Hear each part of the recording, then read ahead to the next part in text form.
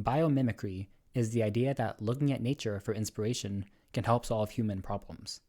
Problem: you are the Wright brothers and you want to create the first airplane. Solution: look at nature and get inspiration from pigeons, how their bodies are, and how they fly. Problem: you are a construction company and you want to improve the energy efficiency of a building. Solution: look at nature and get inspiration from termites, who can maintain a virtually constant temperature and humidity in their mounds, despite massive fluctuations in temperature. Problem: you are a human and want to learn a foreign language to fluency. Solution: look at nature and get inspiration from where exactly? Dolphins? Elephants, because they're smart like us. This is actually a trick question. With the previous examples of building an airplane and a more energy efficient building, we started with machines and took inspiration from nature. But humans are biological organisms, so if anything, we are nature and not the machines. Maybe we have to look at this problem backwards. Maybe we should look at machines and see how they learn things. Machine learning, of course. Whether it's chatbots like ChatGPT, AI image generators like DALL-E, or AI music generators on the market nowadays, they all operate under the same principles. Take a chatbot, for example. First, you put in lots of training data, and then you naturally generate sentences based on that training data. Input comes first, and output comes later. We can apply this same idea to humans, because after all, isn't artificial intelligence meant to simply mimic human intelligence?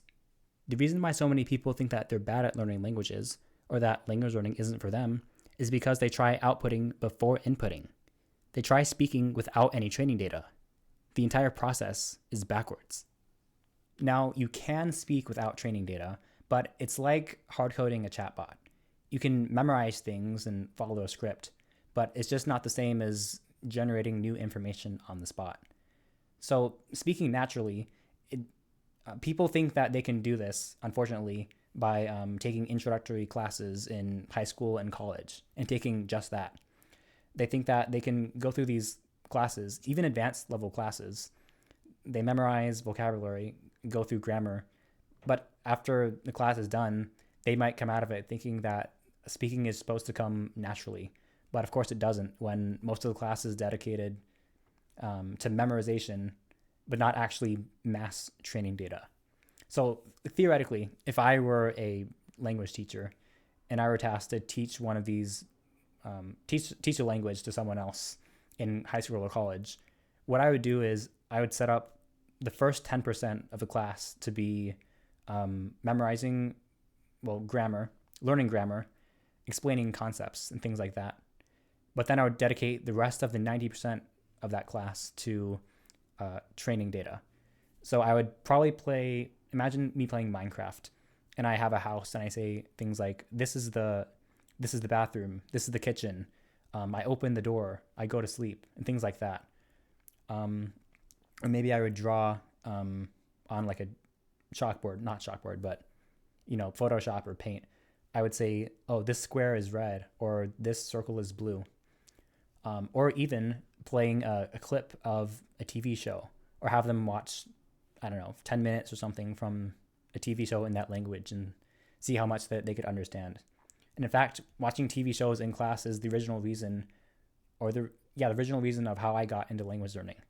Back in Spanish 2 in high school, it was kind of like what I just talked about, but the immersion and the teaching were flipped, where instead of my theoretical method of 10% of the class being dedicated to normal learning and then 90% being dedicated to immersion, what Spanish 2 in high school for me was like the first 90% of the class would be a normal class. But then the final 10% would be, if we had extra time at the end of class, my teacher would play 5 or 10 minutes of a TV show. And that's what originally got me into watching TV shows to learn languages. So that's originally what got me on this entire path of input before output in the first place. So, and again, if we're talking about this topic of hard coding a chatbot or like speaking without any training data, you'll know. Now, I'm not calling out any specific person because I don't want to start beef with a random YouTuber. I'm calling out the action and not the person. It's kind of like hate the sin, not the sinner. So you know those videos that are like, I learned a language in 1 week, or I shocked the natives by learning language in a couple days. Those videos, it's basically like memorizing a script, and you have to hope that the native speaker follows the exact same script. Since you're memorizing everything and have to say everything perfectly, if the native speaker just says one thing wrong, or if they veer off slightly, then you're completely screwed. And you'd have to just redo the video again, of course. And of course, if you ever mess up, native speakers will just be polite. So that's basically what those videos are doing. It's like hard coding the chatbot instead of originally training it to speak naturally in the first place. Because if you speak naturally, you can afford for the other person's input, or for the other person speaking, to be slightly different. It's kind of like, if we're talking about this concept of learning a language in such a short time, like learning a language in 1 week. Imagine there's two people who play the piano. One person has been learning the piano, or has been playing the piano for 1 week, and they know how to play the Happy Birthday song.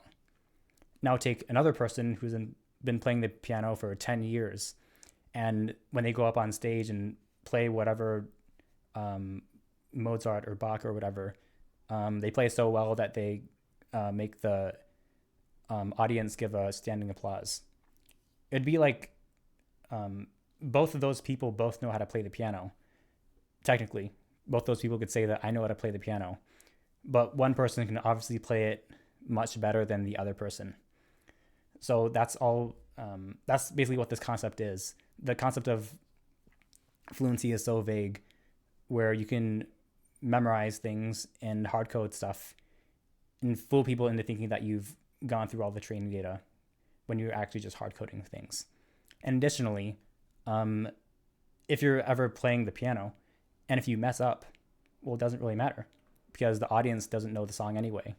Why do you have to play the right notes if the audience doesn't even know what the song is supposed to sound like?